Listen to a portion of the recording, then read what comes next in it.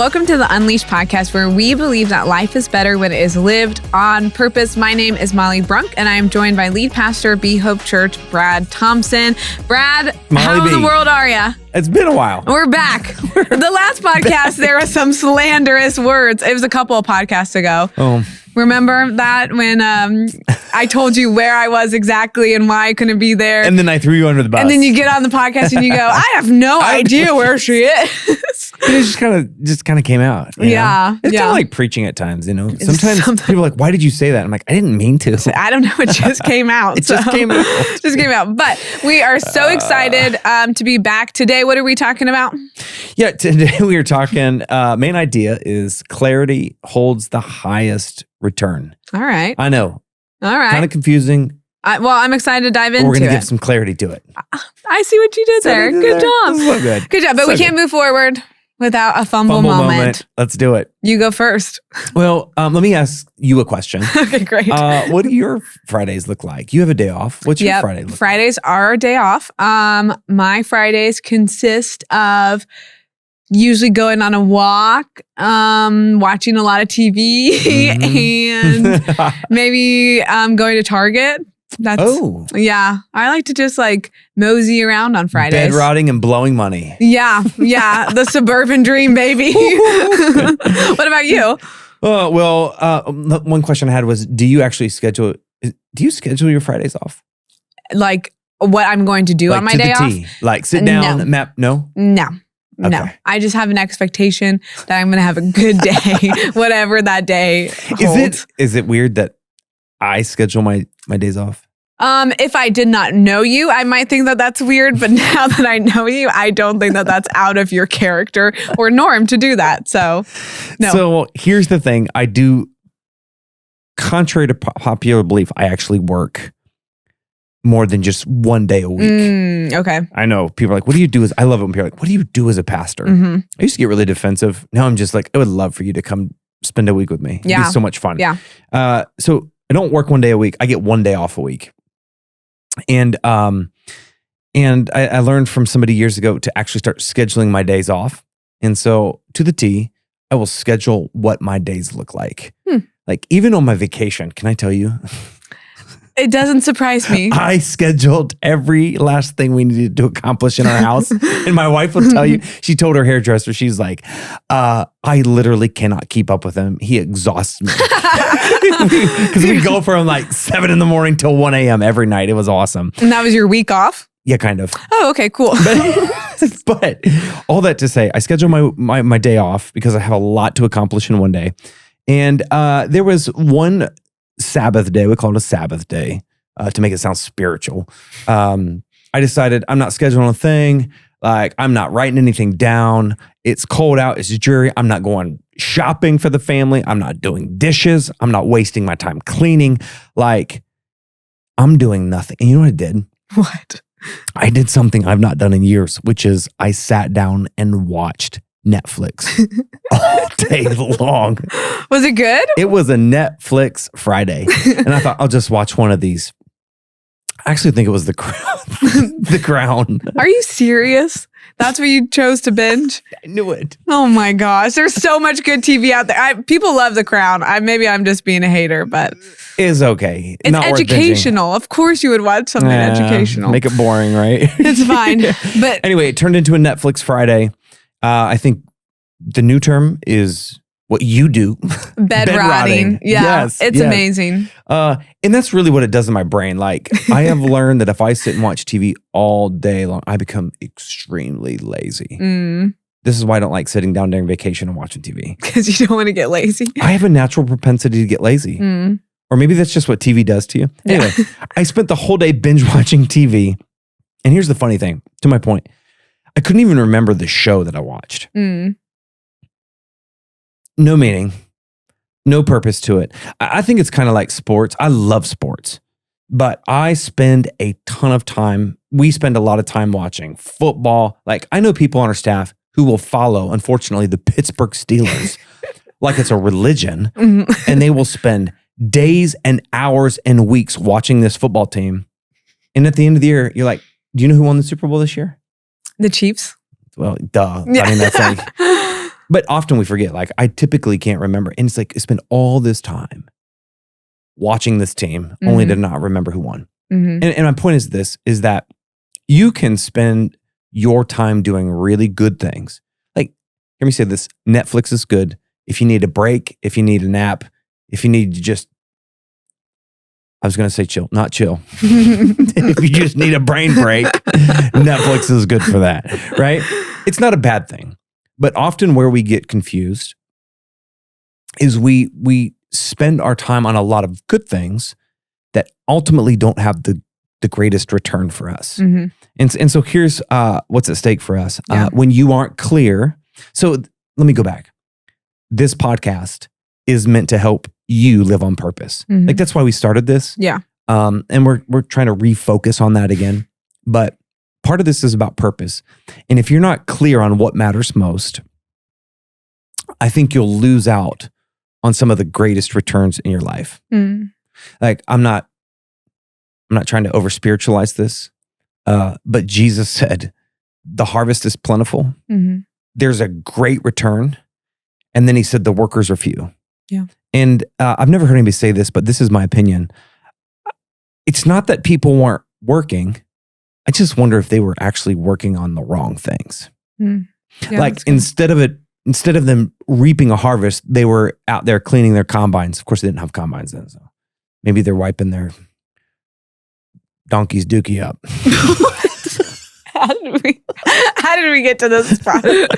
My point is this, like, instead of doing the thing that matters, right? They're focused, they're working on something else. And so, and I don't know if we can return from that one, but that was so good. And I think this happens to us all the time, right? Like, I don't know about you, but like, where do you find in your life, you're doing really good things, but then you get done, you're like, oh, that wasn't the most important thing. Yeah.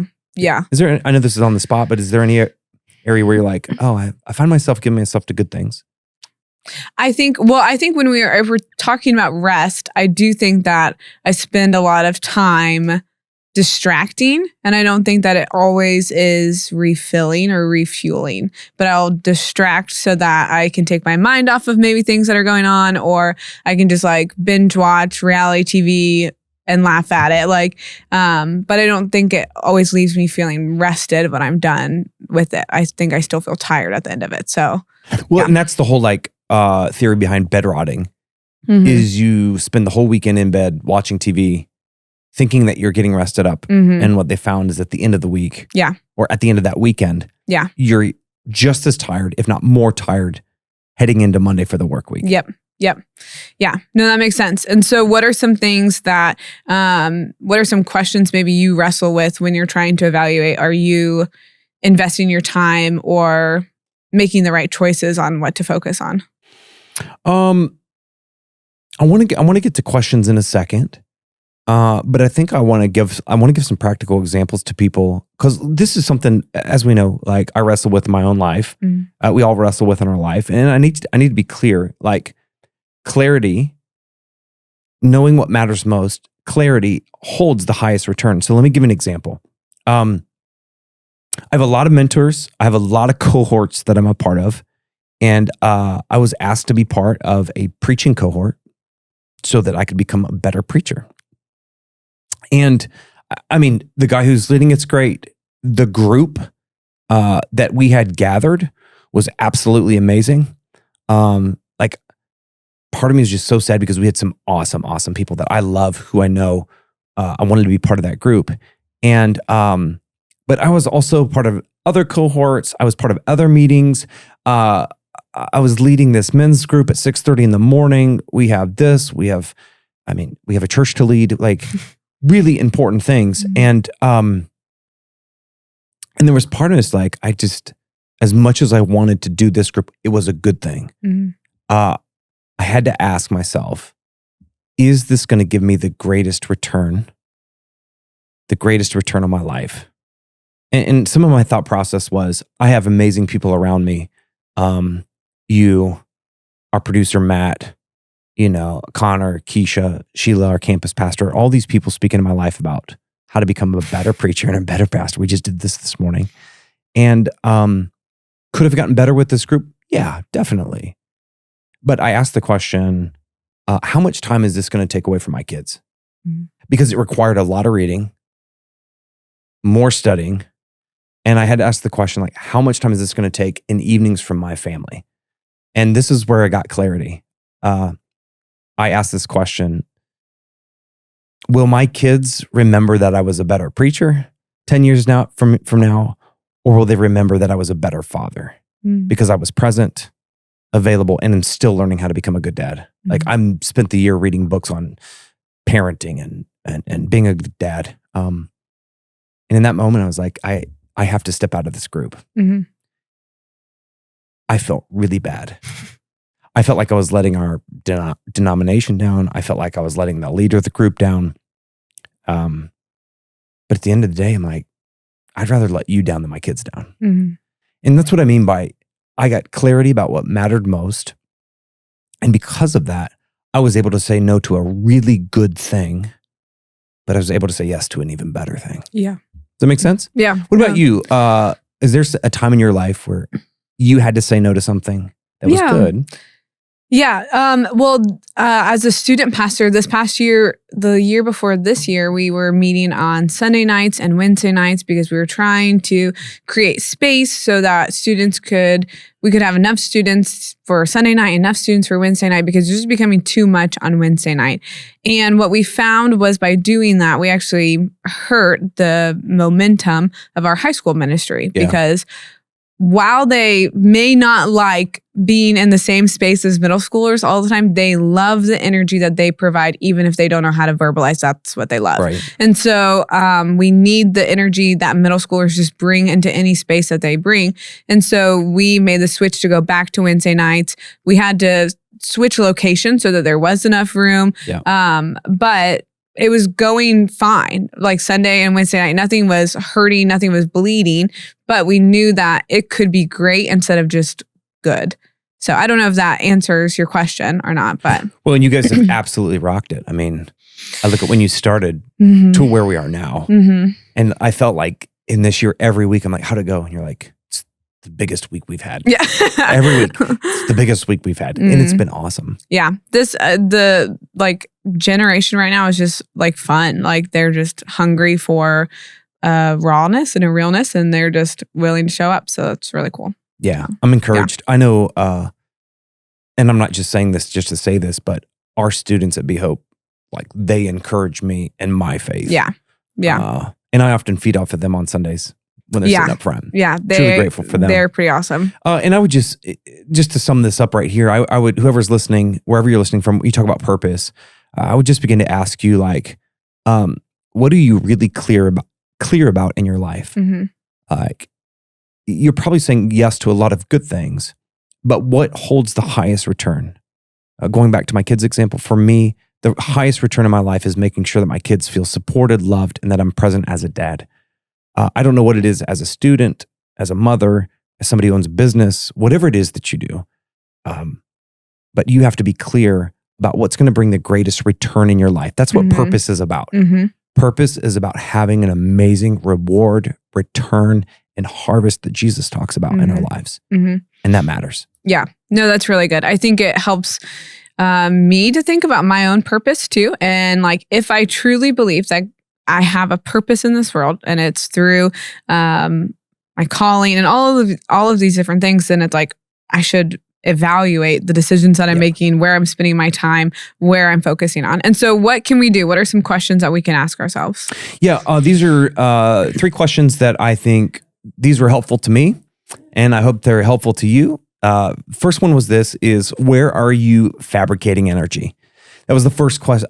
Your dad actually asked me this the other day. He said, where are you fabricating energy? I'm like, I don't fabricate energy. You're insulted. I am energy. And then as I thought about it more, it's like, oh, there's some areas of my life where I'm trying to fabricate energy to feel like I'm excited about it. But it's really not about my purpose. Yeah. It's not what I'm about. So that's one question I would ask. Find the areas where you're fabricating energy. Second one is does this align with my values? This is a shameless plug, but I would ask you to go back to our podcast, Evaluate Your Values. If you don't know what your values are in your life, you will schedule everything everything you possibly can. And so the question I ask is, does this event, does this person, does this meeting that I'm about to, does it align with who I want to be as a person and the purpose that I want to accomplish? And if it doesn't align with my values, sometimes I'll just say no. Yeah. Last one is this. Am I avoiding this because I hate it? Or am I avoiding this because it's hard? And often what I find is there are the hard things that I need to do, but I don't do them because they're hard. And sometimes it's going to feel like you're truly hating it when you're not. So I'll give you an example. I just got back from vacation. I had a message to get written, and it's not that I didn't want to write it, but it was just hard. And so instead, I wrote thank you letters. I checked off task lists. I was answering emails. Like, those are the easy things to do. When reality is I should have been doing the hard thing, which was the message. Yeah. So am I avoiding it because I hate it? Or do I avoid it because it's hard? Often the hard thing will give you the greatest return. That's good. Any final thoughts before we wrap up the episode? No, I would just encourage you, get clarity about what matters most. What this whole series is about, emphasizing what matters. Emphasis matters. Get clarity about what matters, and that will give you the greatest return in your life and help you live on purpose. That's good. All right. So we wrap up every episode with some hope or nopes. And so we have some hope or nopes ready for you as a parent of 2 and spouse to a public school teacher. How do you feel about back to school shopping? Is there hope for it? Nope for it? Well, I just talked about being a great dad. Answer wisely. I couldn't tell you the first thing that's on my kids' list. Janelle takes care of all that. All right. So hope for her, nope for me. Yeah. All right. Fair enough. Okay. The next one is there's a new video game, the NCAA 25. Is that a hope for you? Yeah, no my for notes you? say Connor, and I know our youth pastor has been playing NCAA 25. Maybe that's the only thing that I've heard over this last 7 days. And so I'm wondering, does this impact your life as much as it impacts his? Because it has to. Hope for the game, nope for Connor's future employment. Oh my gosh. Okay. And then the last one is pickleball. Definitely hope. Definitely hope. I did nothing but fly fish and play pickleball on vacation. I'm proud of you. It's a fun little sport. It's so much fun. It is fun. But hey, we are so grateful that you took time to listen or watch. Make sure that you like and subscribe and share this with everyone in your sphere of influence. And we will see you back here during the next episode.